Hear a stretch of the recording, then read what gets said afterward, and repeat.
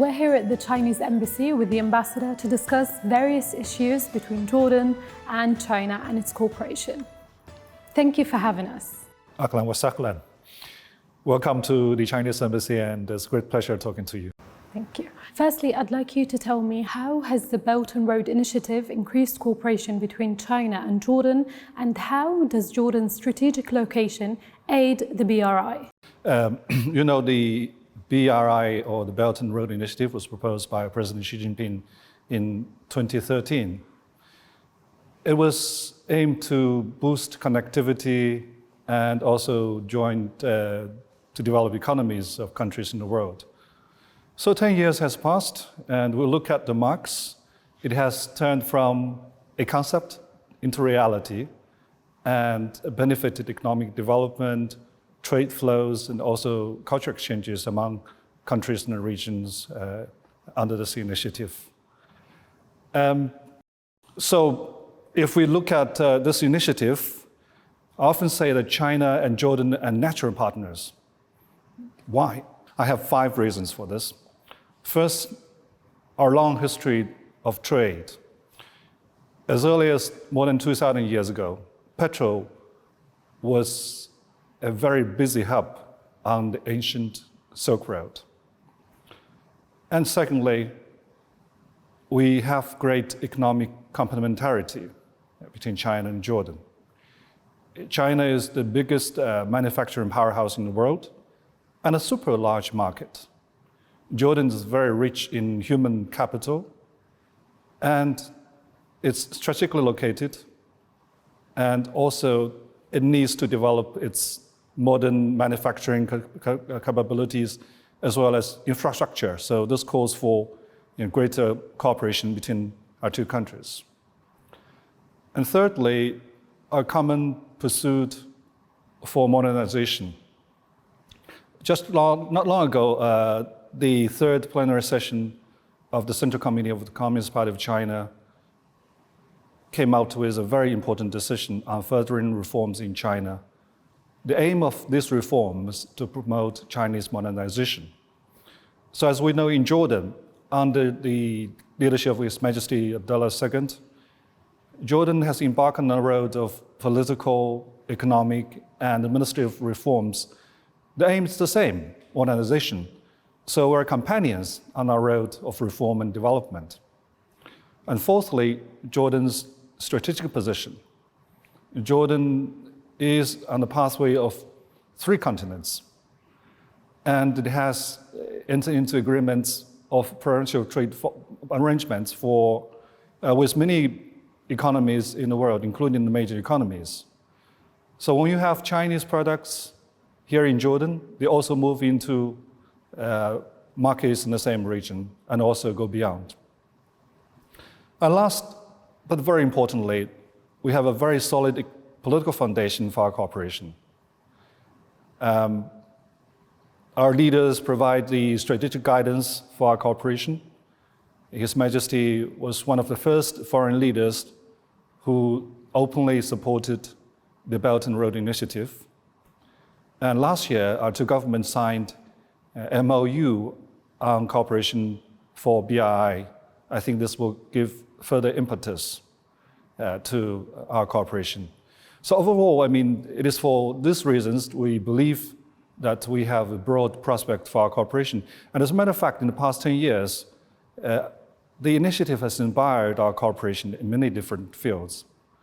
If we look at trade, and China has been Jordan's second largest trading partner for many years. But this does not come from nowhere. 10 years ago, our trade was about $30 billion US. So last year was 5.8%. This is almost 80% increase over the 10 years. So you can see Chinese products in the Jordanian market, very popular, from home appliances to electric cars, from toys to mobile phones. And we are also seeing more Jordanian exports going to China. Not only minerals, but other products, chemicals, and Dead Sea products. They're also making into the Chinese market. In terms of investment, we have seen Chinese companies coming to Jordan to make big investment in different sectors. In the past, more investment concentrated in the garment industry and also energy. So some of the garment factories, including Jerash Garments and Fashions, which His Majesty graciously visited a few years ago, was the first among the first Jordanian or even Arab companies to be listed on NASDAQ. So it employs more than 5,000 workers in Jordan. And also we have a new garment factory that just opened business in Aqaba earlier this year. Already they're looking for expansion. So you can see this very excitement, a lot of excitement from the investors, and also it going into new sectors. For example, the new energy. A Chinese company now owns 5 wind farms and solar farms here in Jordan. They bring their expertise of management to these farms. Of course, we should not forget that one of the biggest Chinese investment in the Arab potash company, and their biggest shareholder of the company. Actually, as a matter of fact, we have seen production and also profit of APC and setting new record, every year. So it's a win-win situation for both the investor and also the company itself. I can give you more examples like this, on and on. But I believe that what is important, that we have benefited from this and we're going to look for more opportunities in the past. I believe this investment from China has boosted the capacities of Jordan in manufacturing and also trained talents in both technicians, engineers, and of course, management expertise. So I think this will continue to grow. Mm-hmm. What are the future plans for the cooperation between Jordan and China? Well, we have to look at probably a bigger picture. The world is undergoing a lot of changes, profound changes, and sometimes radical changes. And the Middle East, unfortunately, is a very turbulent region and is constantly suffering from conflicts.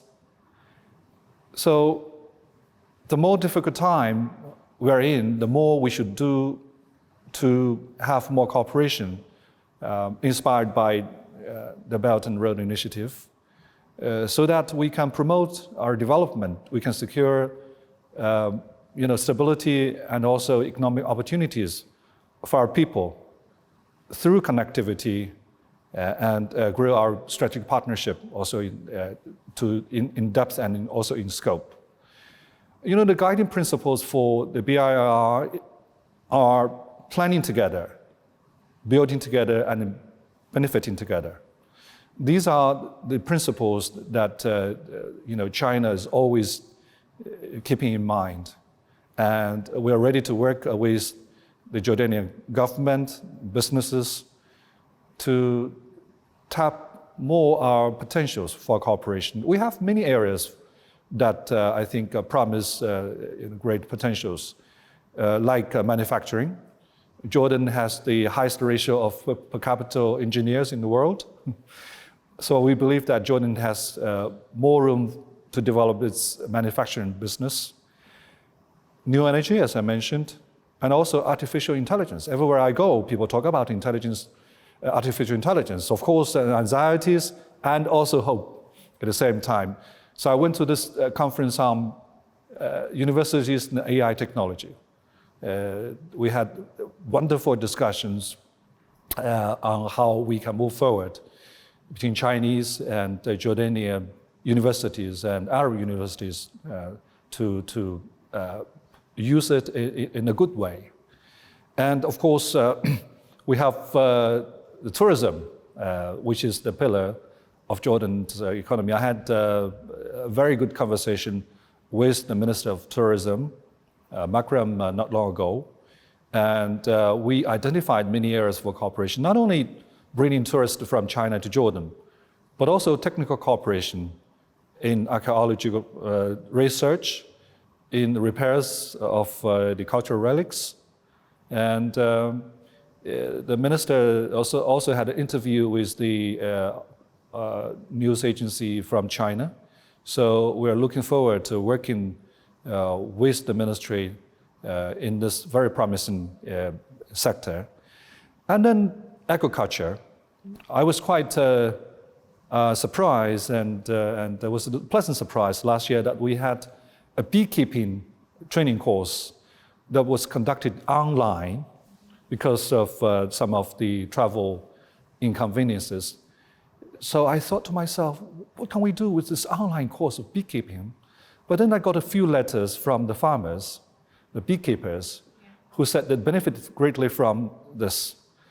So we have many such training courses in China. Last year we sent about 500 Jordanian friends to China for training, 2 weeks to 3 weeks in China, in different areas, in management of industrial zones, in telecom industry, including 5G technology, many other areas.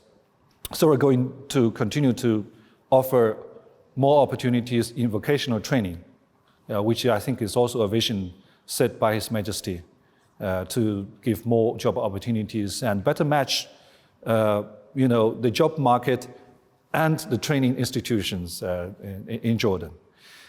We also look forward to further promoting our policy dialogue. We had two ministers, Ministry of Finance and Ministry of Digital Economy and Entrepreneurship, in China for what we call the summer Davos of the new champions. And we also hope to have more projects in terms of infrastructure connectivity. Many people talk about the roads, bridges, and even railways here in Jordan, which would, I think, open up horizon not only for Jordan to connect the world, but also connect the world to China. We're also looking at more steps to facilitate our trade and our financing, including digital payment. Digital payment is very big in China. Now, people leave China without their wallets, but they have to carry their phone. And sometimes they even don't have to carry your phone because with facial recognition, you can access your cash at banks and also make your purchases in stores. And also we're looking at more people-to-people exchanges because we believe that these are the most powerful engines for collaboration in the future. So we've had quite a few groups, artists from China. So we had a group from Yunnan who performed at Jerash Festival, and they also performed in Amman last night. It was a stunning performance. We would like to see more students, in our countries. We have about 300 Chinese students in Jordan, and we're having more and more students in China.